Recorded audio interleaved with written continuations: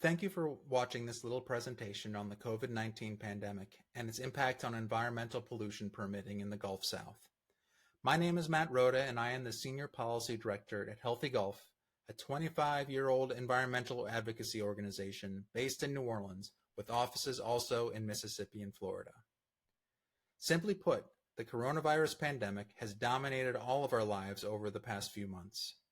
Folks throughout the country and the world have had to grapple with working from home, lost jobs, closed schools, sheltering in place, social distancing, and the ever-present concern about contracting a deadly virus.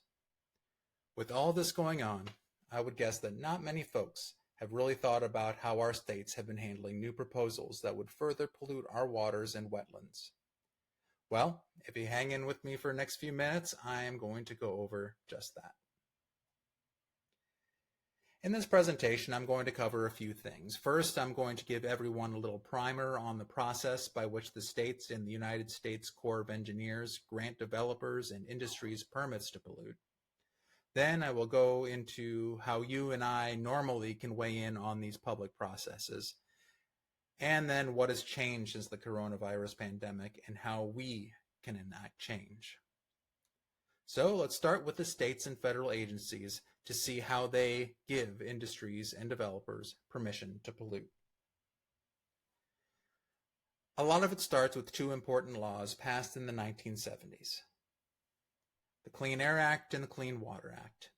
These are some of the very strong laws that were passed in the 1970s with very noble goals.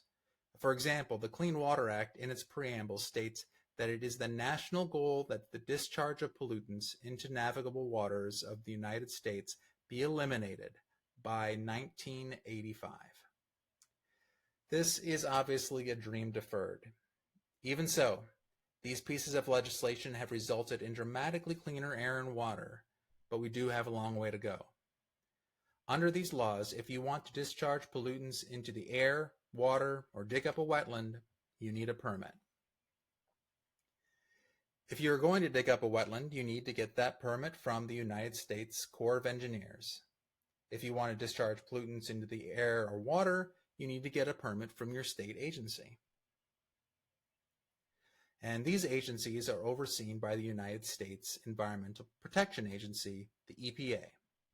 It is the job of these agencies to ensure that any pollution discharged into the air, lakes, rivers, and oceans will not harm the wildlife, fisheries, recreation, and the people and communities that depend upon them.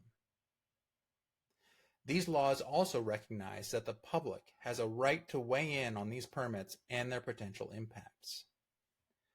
This can take form in the submitting of written comments to the appropriate agencies or testifying at a public hearing.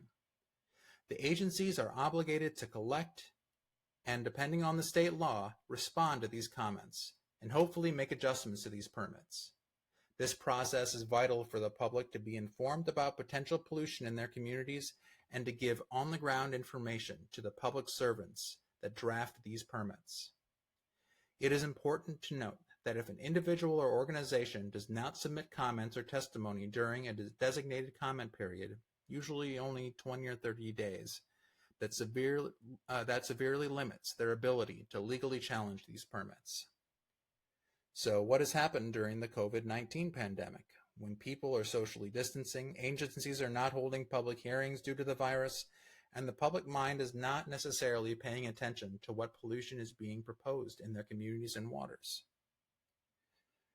Well, after the nation realized we had a pandemic on our hands, governors started issuing emergency declarations, which set in motion social distancing, canceling public hearings, pauses in the judicial system, and the myriad of issues we are still grappling with today. In the Gulf, Florida kicked it off with their emergency declaration on March 9th, 2020. This was soon followed by Louisiana on the 11th. Alabama and Texas on the 13th, and a national emergency was declared then as well. And Mississippi rounded things out all in 6 days. And the states quickly realized that they would not be able to deal with the new regulations from federal governments during this pandemic. The National Governors Association issued a letter to the Trump administration requesting, quote, a formal pause beginning on March 11th for all public comment periods concerning both active rulemakings and non-rulemaking notices across every federal department or agency. State and local government policymakers provide federal agencies with much needed perspectives and potential impacts of federal actions. And then they further stated that the extreme impact on normal working and living conditions will impair the ability of not only state and officials, but the general public, issue experts, and others to provide thoughtful and meaningful participation and involvement in potential federal government actions that directly affect millions of people. We thought that that is true, and also that we should be seeing the same action from the states. So 6 days later, Healthy Gulf also sent our own letter, along with 52 environmental and social justice organizations that work in the Gulf South, and we were basically asking the states and the Corps of Engineers for the same thing. We had a reasonable request. We asked for a pause on all non-essential permitting and rulemaking from the Gulf governors and the Corps of Engineers. Further, we requested that all open public comment periods be extended for 60 days past the lifting of state and federal agency emergencies.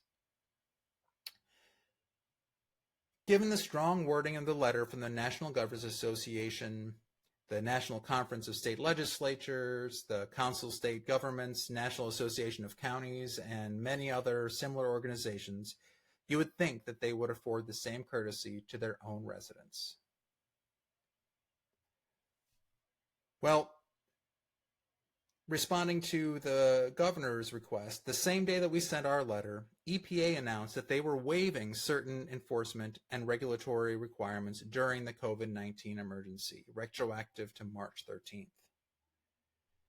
So instead of pausing potentially new pollution, they were basically announcing that they would not even hold current polluters accountable in certain situations. But EPA quickly fired back.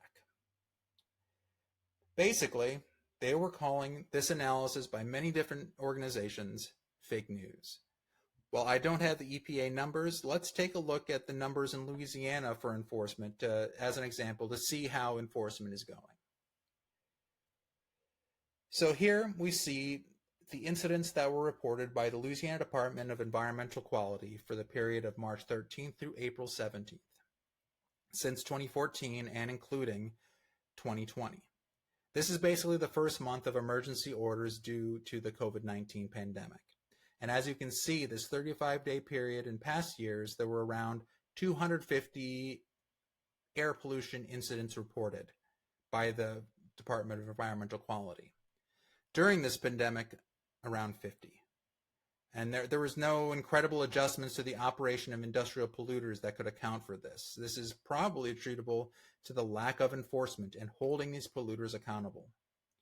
This demonstrates a severe downturn on air pollution enforcement in Louisiana during this time when folks impacted by chronic air pollution are more susceptible to the worst impacts of COVID-19. One would hope to see an uptick during a time when respiratory issues can be exacerbated by a very deadly virus. As we move forward in this time, we must demand more from our environmental agencies to protect our communities.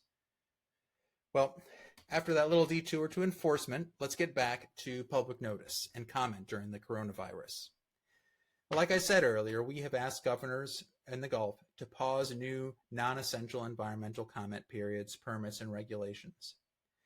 Regretfully, the states and Corps are proceeding with environmental permitting during this time as if nothing was changing, even though the populace is rightfully focusing on other things. Here are the number of public comment periods that have been opened for environmental permits and regulations in each of the Gulf states. The numbers here are from when each state declared an emergency through April 14, 2020. It is particularly concerning that some of the comment periods that opened during March have already closed. It denies communities to have a reasonable ability to comment on them. So as you can see, we have had close to 500 public comment periods open in the last month and a half. And also you may notice that Florida has a big question mark on it. Well, this is because it's pretty impossible to find out all of the public comment periods that are even open at a given time from Florida's Department of Environmental Protection. But that is a topic for another presentation. But given how much population Florida has, it'd be reasonable to assume that they would at least be on par with Texas. So the implication of this can be pretty insidious, as potentially polluting industries' developments could sneak by without any public attention, and these polluters could be subverting the public process, even unintentionally. While many of these comment periods have passed, we still can have influence. We can still ask our governors, even outside of the Gulf, to pause all non-essential new environmental permitting and rulemakings, and extend any public comment periods that were open at the beginning of the state and federal emergency declarations, at least. And there will be a link in the description of this video where you can directly send your governor a letter. Even though the opportunity to weigh in on some of these permits to pollute has passed, we can still push our environmental agencies to keep comments open or reopen them until a time when real public participation can be realized.